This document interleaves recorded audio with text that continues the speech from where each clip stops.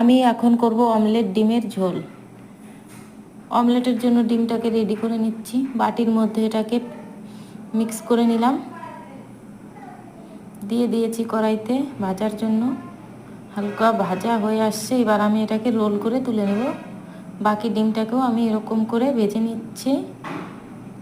এবার কড়াইতে তেল দিয়ে আমি দিয়ে দিলাম জিরা ফোড়ন, পেঁয়াজ, আলু, লবণ, হলুদ দিয়ে এটাকে আমি ভেজে নিচ্ছি।